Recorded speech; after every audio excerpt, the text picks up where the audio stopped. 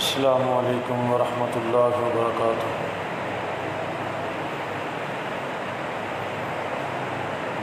الحمد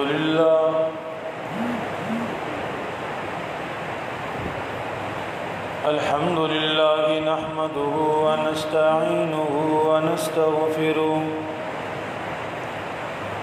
ونعوذ باللہ من شرور انفسنا ومن سیئات اعمالنا،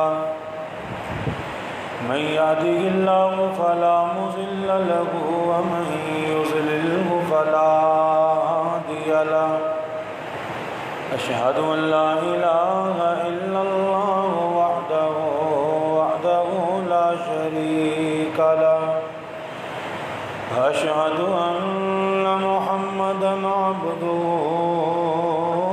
ورسوله،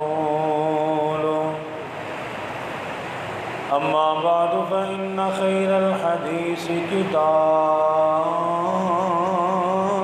الله، وخير الهدي هدي محمد صلى الله عليه وسلم، وشر الأمور محدثاتها، وكل محدثة بدعة، وكل بدعة ضلالة، وكل ضلالة في النار۔ أرسله الله بالحق بشيرا ونذيرا، يا أيها النبي إنا أرسلناك شاهدا ومبشرا ونذيرا، وداعيا إلى الله بإذنه سراجا منيرا، إن الله وملائكته يصلون على النبي، يا أيها الذين آمنوا صلوا عليه وسلموا تسليما، اللهم صل على محمد وعلى آل محمد، كما صليت على إبراهيم وعلى آل إبراهيم إنك حميد مجيد۔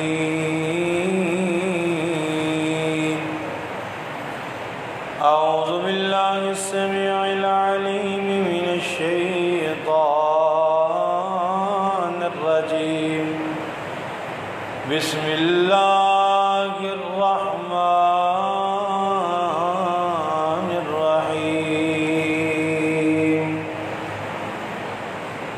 واذكروا إذ أنتم قليل مستضعفون في الأرض، تخافون أن يتخطفكم الناس، فآواكم وأيدكم بنصره، رب اشرح لي صدري ويسر لي أمري واحلل عقدة من لساني يفقهوا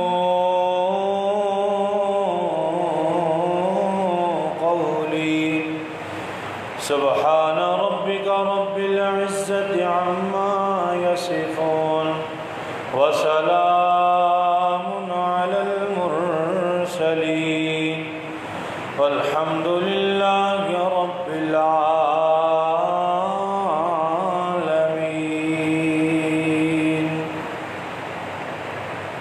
حمد و ثنا اللہ وحدہ لا شریک کی ذات و برکات کے لیے، درود و سلام امام الہدا امام القبلتین سید الاولین والآخرین امام الرسل سید الرسل ختم الرسل شمس الضحیٰ بدر الدجا جناب محمد الرسول اللہ صلی اللہ علیہ وسلم کی ذات اقدس و اطہر کے لیے خاص ہے۔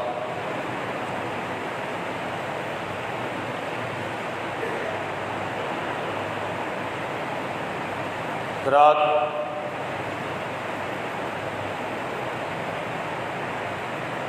14 اگست پاکستان کا قومی آزادی یوم آزادی منانے کا دن ہے، جو اس یاد میں رکھا گیا کہ مسلمانوں نے پاکستان کو تخت برطانیہ سے بھی اور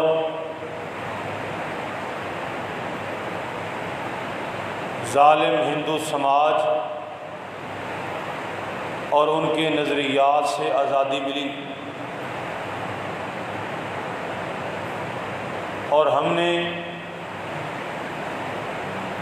بحیثیت قوم اپنے الگ ملک کی داغ بیل ڈال دی۔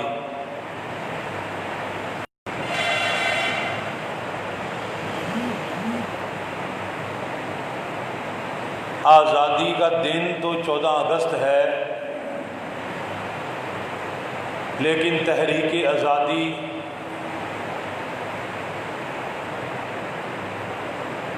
چودہ اگست 1947 سے تقریباً 70-80 سال پہلے شروع ہو چکی تھی، جس میں مختلف محاذوں پر کام جاری و ساری تھا۔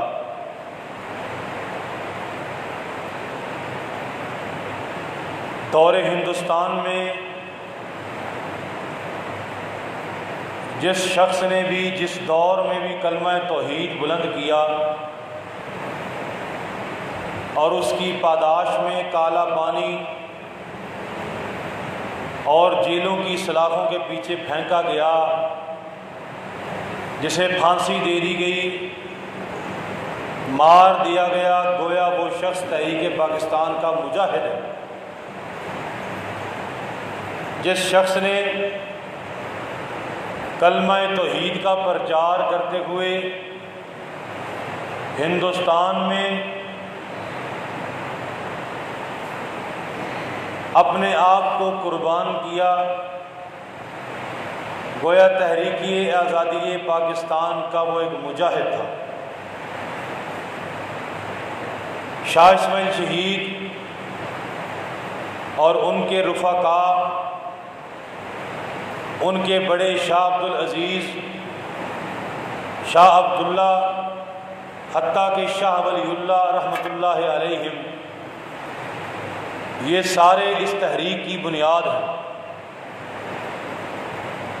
مولانا ظفر علی خان، مولانا محمد علی جوہر اور دیگر ان کے ساتھی علماء کرام، انہوں نے میدان صحافت میں تحریک پاکستان کی بنیاد رکھی۔ اسی طرح مولانا ابراہیم میر سیالکوٹی، مولانا صلاح اللہ امرتسری، مولانا محمد حسین بٹالوی، ان علماء کرام نے باطل فریقوں کے ساتھ، باطل فرقوں کے ساتھ بحث و مباحثے اور مناظرے کرتے ہوئے توحید کا علم، اسلام کا علم بلند کیا۔ یہ بھی اس تحریک کے مجاہد ہیں۔ بلکہ ایک موقع پر محمد علی جناح کی تقریر کے فوراً بعد ابراہیم میر سیالکوٹی نے اردو میں ترجمہ کیا اور ساتھ ہی فرمایا کہ محمد علی جناح کے فرمان کا یا اس کی تقریر کا مقصد یہ ہے، پاکستان کا مطلب کیا؟ لا الہ الا اللہ۔ حضرات، پھر یہ تحریک صرف وکیلوں کی تحریک نہیں تھی، اساتذہ کی تحریک نہیں تھی، کسانوں کی تحریک نہیں تھی، علماء کی تحریک نہیں تھی، یہ بر صغیر میں ایک ایک مسلمان کی تحریک تھی۔ اور تاریخ انسانی میں اتنی بڑی ہجرت، جتنی ہجرت اس موقع پر ہوئی، لاکھوں لوگ وہاں سے یہاں آئے، سینکڑوں لوگ یہاں سے وہاں گئے، اتنی بڑی ہجرت کی مثال نہیں ملتی۔ رسول اکرم صلی اللہ علیہ وسلم نے ہجرت مدینہ کیوں کی؟ توجہ کیجئے گا، الہ العالمین نے کیا فرمایا؟ فرمایا وَاذْكُرُوا اِذْ أَنْتُمْ قَلِيلٌ مُسْتَضْعَفُونَ فِي الْأَرْضِ، فرمایا یاد کرو جب تم تھوڑے تھے، کمزور تھے، جب تمہیں کمزور سمجھا جاتا کہ یہ معاشرے کا کمزور ترین طبقہ ہے، فرمایا تھوڑے بھی تھے، کمزور بھی تھے، تخافون ان یتخطفکم الناس، تمہیں ڈر یہ ہوتا کہیں لوگ ہمیں اٹھا کے نہ لے جائیں، فرمایا فآواکم وأیدکم بنصرہ، اس اللہ نے تمہارے لیے ٹھکانے کا انتظام کیا، اس اللہ رب العالمین نے تمہارے لیے ٹھکانے کا انتظام کیا، وطن کا انتظام کیا، وَأَيَّدَكُمْ بِنَصْرِهِ، اور اللہ رب العالمین نے اپنی مدد نازل کر کے اللہ نے تمہارا ہاتھ بٹایا، تمہاری مدد کی۔ حضرات گرامی، نبی علیہ السلام نے جب مکے میں دعوت کا کام جاری نہ رکھ سکے، جب کفار کی طرف سے رکاوٹیں بڑھ گئیں، جب دین کا کام جاری رکھنا مشکل ہو گیا، جب دعوت کے کام میں رکاوٹیں پیدا ہو گئیں، تو رسول اکرم صلی اللہ علیہ وسلم نے اللہ کے حکم سے مدینے کی طرف ہجرت کی۔ اور ساتھ ہی تاریخ میں الفاظ ہیں، صحیح حدیث ہے، نبی علیہ السلام نے جب مدینے مکے سے ہجرت کی ہے، اپنے وطن مکے کے بارے میں کیا فرمایا؟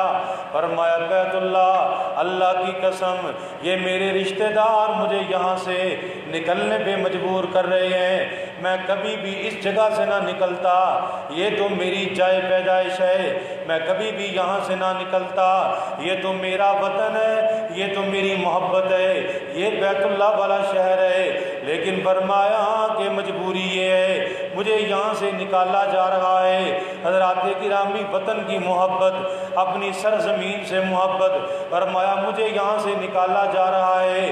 اب غور کیجئے گا، توجہ کیجئے گا، ادھر پریشانی یہ ہے کہ مسلمان اپنی مرضی سے عبادت نہیں کر سکتے، مسلمان اپنی مرضی سے اپنے نظریات کا پرچار نہیں کر سکتے، مسلمان اپنی مرضی سے دین اسلام پہ عمل پیرا نہیں ہو سکتے۔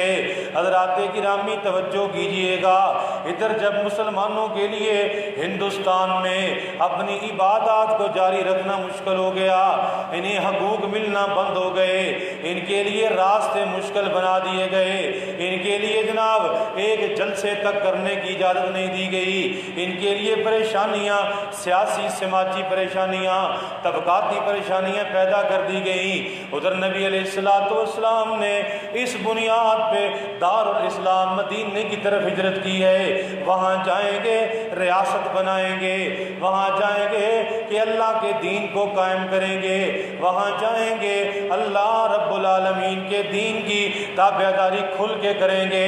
ادھر مسلمانوں کا یہ دعویٰ ہے کہ ہم بھی جناب ہندوستان میں تنگ ہیں، ہم پاکستان جائیں گے، پاکستان بنائیں گے، یہ دین کے نام پہ سب سے بڑی جناب یہ تحریک شروع ہو جاتی ہے۔ حضرات توجہ کیجئے گا، توجہ، وطن سے محبت کی بات میں نے بتائی، نبی علیہ السلام کے بارے صحیح روایات میں آتا ہے، صحابی بیان کرتے ہیں اللہ کے نبی صلی اللہ علیہ وسلم جب مدینے واپس پہنچنے کے قریب ہوتے، آقا علیہ السلام کو جب مدینے کی پہاڑیاں نظر آتی، نبی علیہ السلام اپنی سواری کو تیز کر دیتے اپنی سواری کو ایڑ لگا دیتے کہ جلدی چلو، یہ وطن سے محبت کی علامت ہے۔ بہت سارے شارحین نے اس حدیث کی شرح میں لکھا کہ وطن کی محبت بھی، یہ بھی فرمایا کہ نبی علیہ السلام کی سنت ہے۔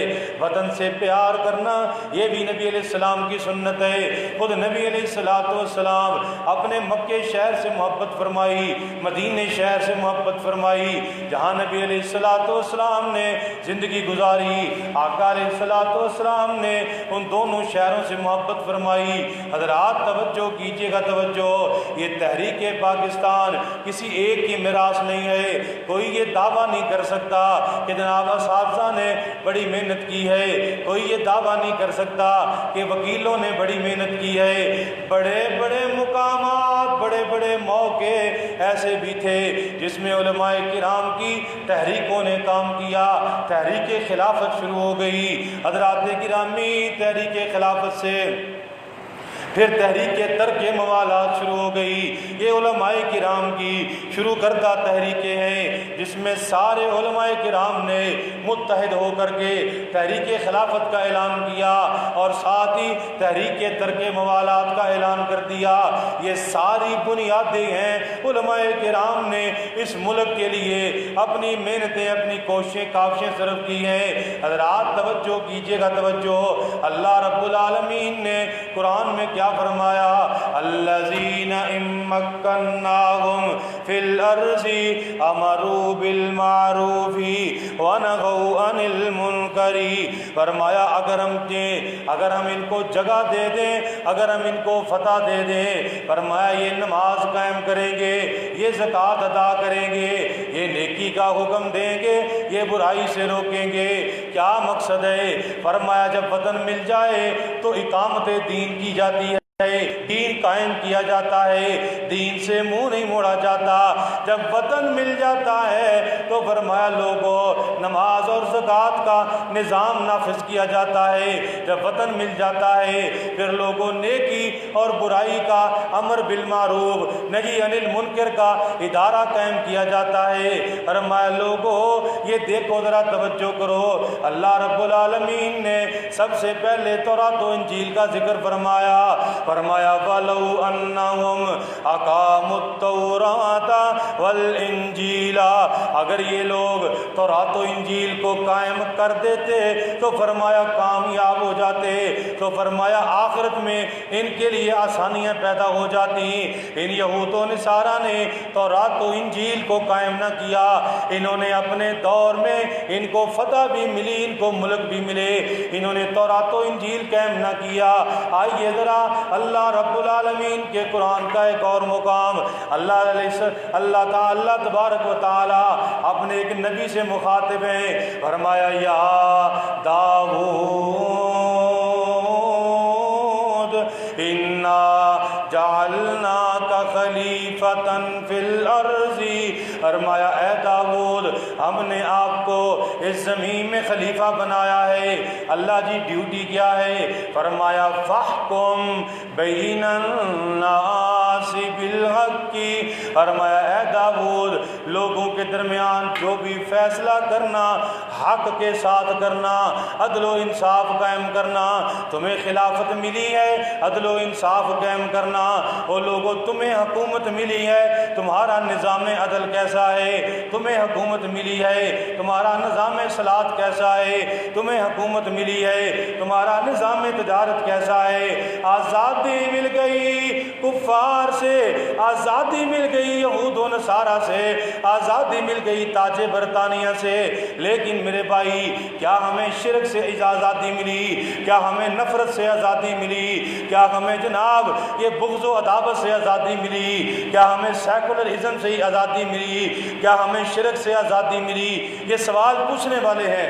اللہ نے آزادی دے دی، زمین کا خطہ دے دیا، جاؤ جہاں مرضی چاہو نماز پڑھ لو، جاؤ جہاں مرضی چاہو عبادت کر لو، جاؤ کوئی روکنے والا نہیں، جاؤ کوئی ٹوکنے والا نہیں، جہاں جہاں جاؤ دین کو قائم کرو، اللہ کے دین کو غالب کرو۔ اللہ نے زمین دے دی، اللہ نے احسان کر دیا، اللہ نے ملک دے دیا، اللہ نے یہ دین کی بنیاد پر اللہ رب العالمین نے یہ خطہ ارضی عطا کر دیا۔ مجھے بتائیے، یہ قرارداد مقاصد بھی بنی، قرارداد جناب لاہور بھی تیار ہوئی، قرارداد پاکستان بھی بنی، قرارداد مقاصد بھی بنی، لیکن 70 سال ہو گئے، میرے ملک کو جو حاصل کرنے کا مقصد تھا وہ مقصد پورا نہیں ہوا۔ سب کچھ ملا، آزادی بھی مل گئی، لیکن آج 70 سال گزر گئے حضرات، ہمیں اپنے ملک میں اسلام جس مقصد کے لیے حاصل کیا تھا وہ مقصد ہمیں نہ مل سکا۔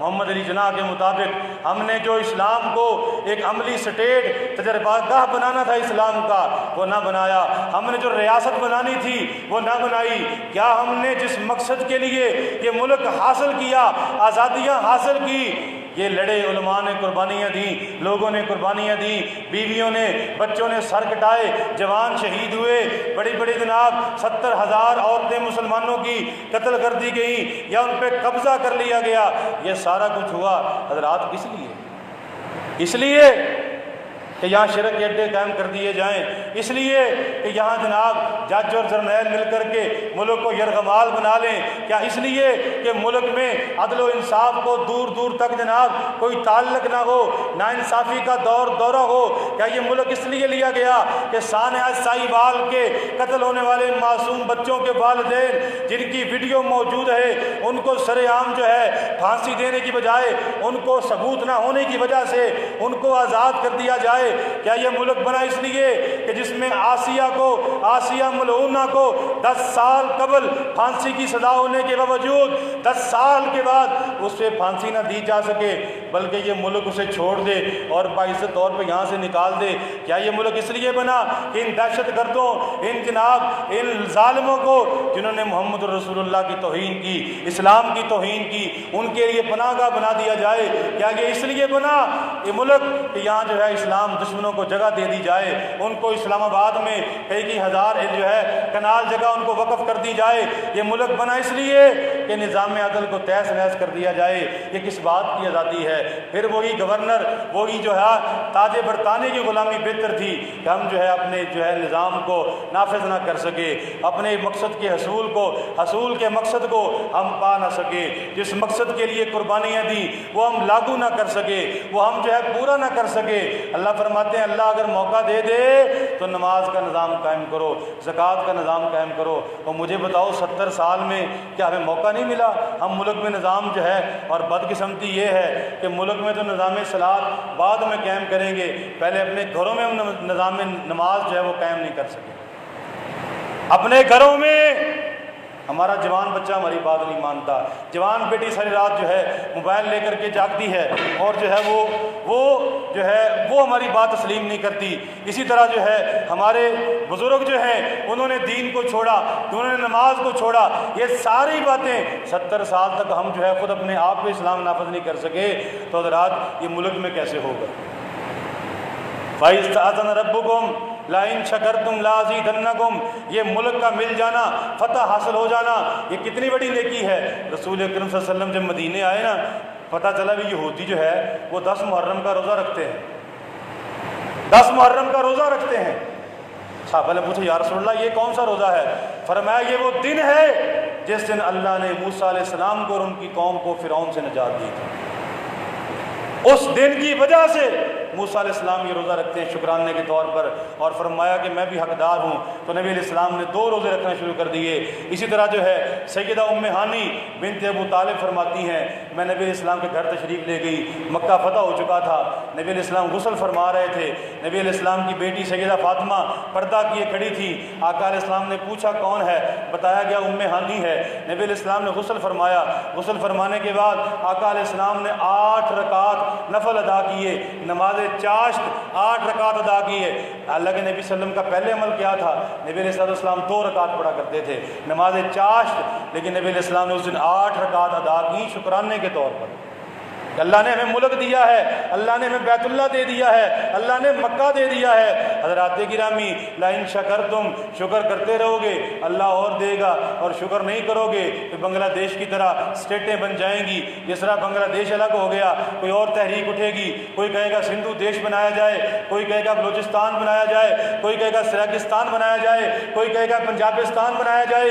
یہ سارا تتر بتر ہوگا، یہ ساری باتیں اس لیے ہوگی کہ حضرات لئن شکرتم لازیدنکم، اور شکر کرو گے اس نعمت کو، سنبھالو گے آزادی کو۔ آزادی کی قدر تمہیں کیا پتا؟ ان ماؤں سے پوچھو جن کے بچے آج جو ہیں جو مر کھپ گئیں، جن کو آزادی کے نام پر، جن کو آزادی کے نام پر، آزادی کے موقع پر پورے جتھے نے تخت و تاراج کیا۔ ان ماؤں سے پوچھو، ان بہنوں سے پوچھو جنہوں نے اپنی عصمت بچانے کے لیے اپنی زندگی میں جناب کنووں میں چھلانگیں لگا دی۔ ان بیٹیوں سے پوچھو جنہوں نے اپنی عصمت بچانے کے لیے چھتوں سے چھلانگیں لگا دی۔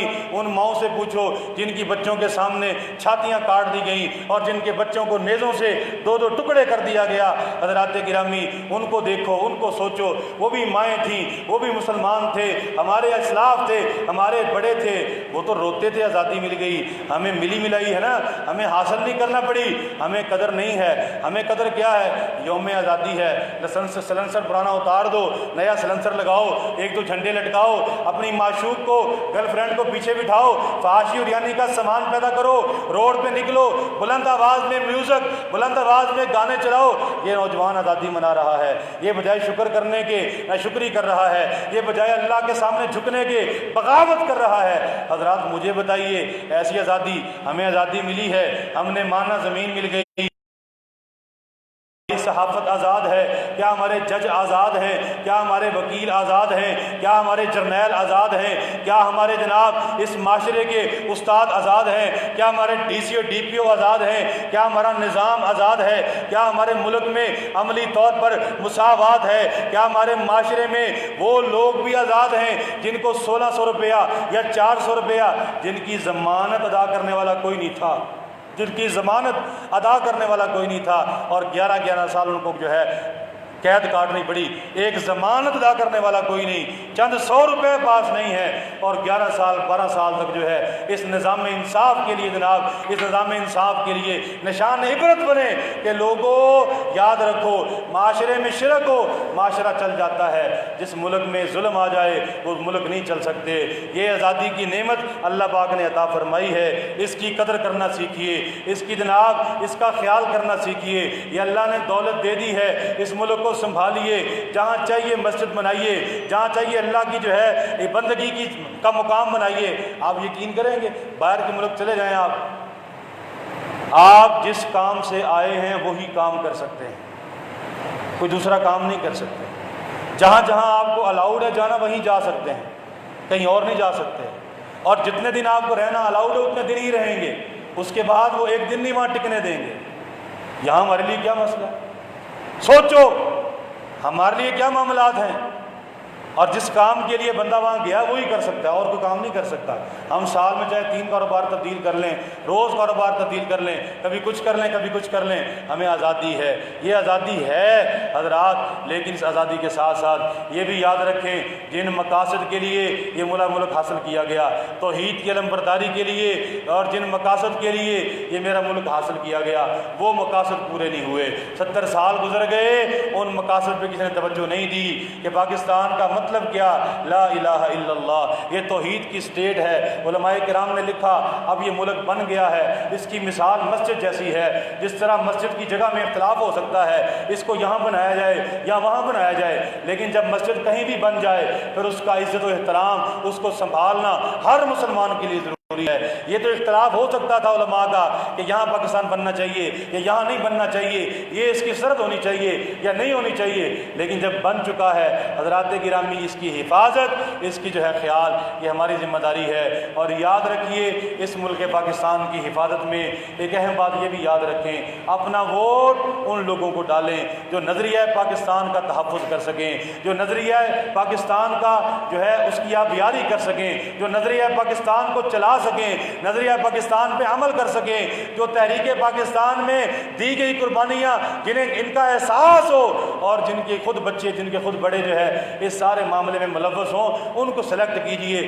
تاکہ آپ کے ملک کی جو ہے وہ آپ کے ملک کے لیے آسانیاں پیدا ہو جائیں۔ حضرات، آزادی اس بات کا نام نہیں ہے کہ بے پردہ ہو جائے میری ماں بہن، آزادی اس نام کا نام نہیں ہے کہ نوجوان جو ہے فوش گوئی کرے، بےہودگی کرے، آزادی اس بات کا نام نہیں ہے کہ نوجوان شرابیں پیے، آزادی اس بات کا نوجوان نہیں اس بات کا جو ہے نام نہیں ہے کہ نوجوان پتنگ بازیاں کرے، آزادی اس آزادی کا مطلب یہ نہیں ہے کہ جناب ایک سلنسر لگا کر کے روڈ پہ اونچی اونچی آواز سے ہارن بجا کے میوزک چلا کے اپنی آزادی کا اعلان کرے، وہ آزادی ہو چکی ہے۔ آزادی ہے جھکنے کا نام ہے۔ وَإِذْ رَبُّكُمْ لَئِن شَكَرْتُمْ لَأَزِيدَنَّكُمْ، شکر کرو گے اللہ اور عطا کرے گا، ناشکری کرو گے اللہ یہ بھی چھین لے گا۔ قدر کیجئے، اللہ رب العالمین یہ نعمت عطا فرمائی ہے۔ اللہ رب العالمین ملک پاکستان کو نیک صالح حکمران نصیب فرمائے، اور اللہ رب العالمین قیامت کی دیواروں تک اللہ اس ملک کو جو ہے قائم و دائم فرمائے۔ قولوا قولی ھذا استغفر اللہ لی ولکم ولسائر المسلمین۔